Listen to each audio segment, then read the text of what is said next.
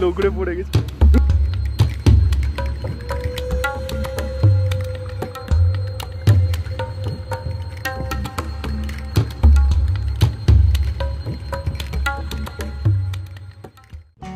Hi, this is Ronit Banerjee and welcome to another vlog of my channel.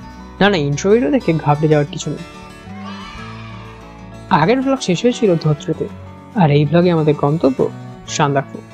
তাহলে চলো শুরু করা যাক। ধত্র থেকে ব্রেকফাস্ট সেরে আমরা হাজির হয়েছিলাম মানেভঞ্জনে। এখান থেকে সান্দাকফু যাওয়ার জন্য ল্যান্ড রোভার বুক করতে হয়। আধারের পারমিট কিংবা সিংলা ন্যাশনাল পার্কের টিকিটটাও এখান থেকেই করতে হয়।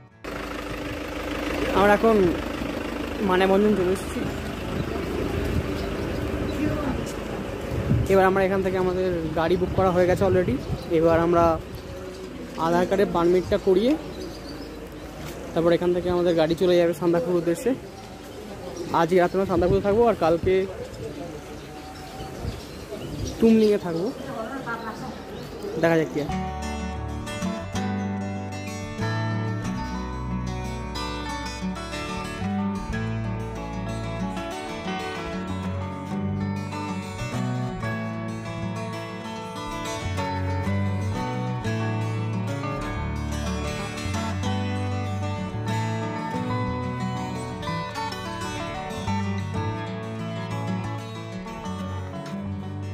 মানেভঞ্জন থেকে ল্যান্ড রোভারে চেপে আমরা সান্দাকফুর উদ্দেশ্যে রওনা দিলাম। পথে পড়ল চিত্র মনাস্ট্রি। রেস্টুরেন্ট কোথায় চিত্রে মনাস্ট্রি আর কোথায় ফাঁকা মাঠ। ভালো হাওয়া আছে এখানে, যদিও যত পাহাড়ে উঠবো টেম্পারেচারটা হাওয়াতেই বেশি। সেটাও ঠিক, তবে কত নিচে নামলাম আমরা। ওইরকম জায়গাতে ছিলাম না, কত উপরে ছিলাম। হ্যাঁ, অনেকটা পড়েছিলাম।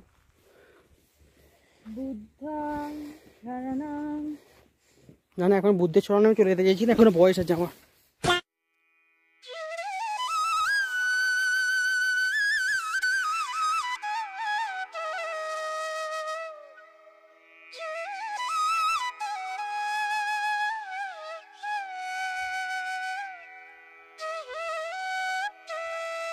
আমরা এসে গেছি গৈরিবাস। এবার এখান থেকে সবচেয়ে খারাপ রাস্তাটা শুরু, ওইখানটাতে দেখা যাচ্ছে না, জানে সে দূরে দেখা যাচ্ছে একটা খারাপ রাস্তা।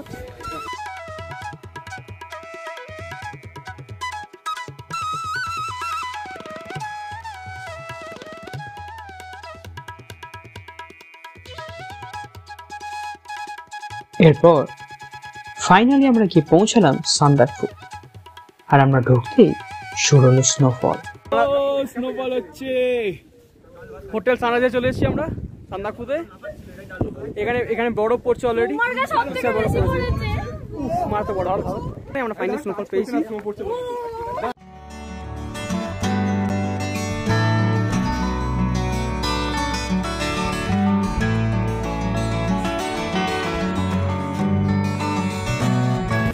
সান্দাকফু টপে আমরা বরফ পড়ছে, প্রচন্ড বরফ পড়ছে। সব সাদা হয়ে গেছে, সব সাদা হয়ে গেছে, কিছুক্ষণ বরফ মধ্যে সব সাদা হয়ে গেছে।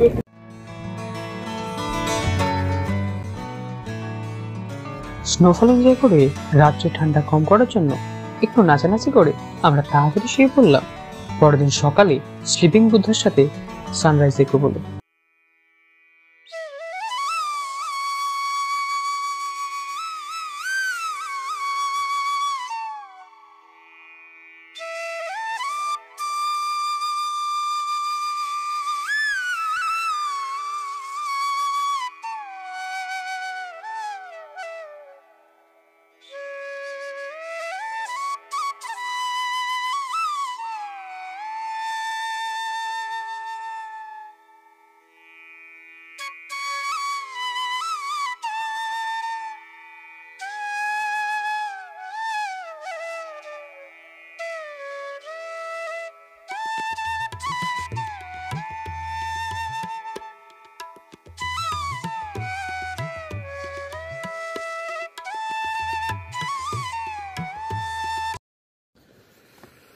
আর আমরা চলে এসেছি এখন সানরাইজ হোটেল থেকে ওপরে পিকে একটা ওঠার চেষ্টা করছিলাম, কিন্তু দুবার ফসকে পড়ে রোগড়ে গেছি ওখান থেকে, লোগড়ে পড়ে গেছি।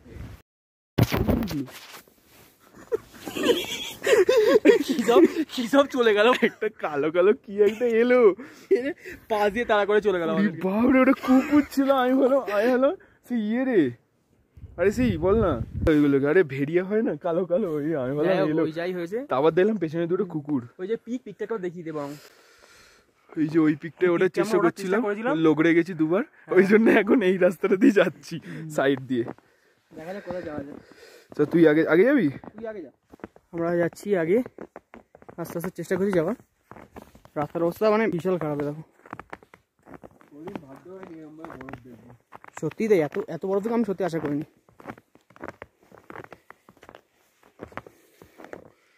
খুবই ভালো অবস্থা।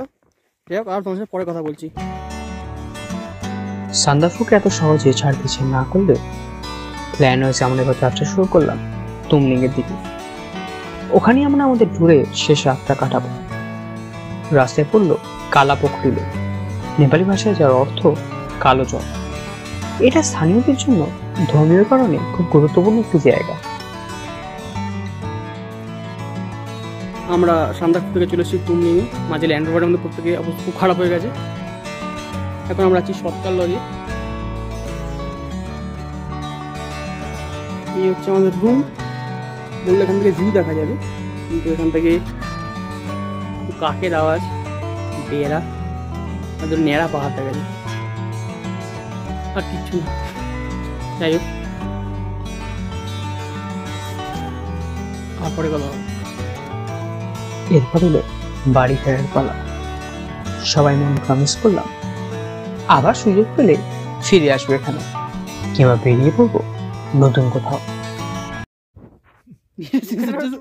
বেরিয়াটা সেটা সাতশো তার কাছে গিয়ে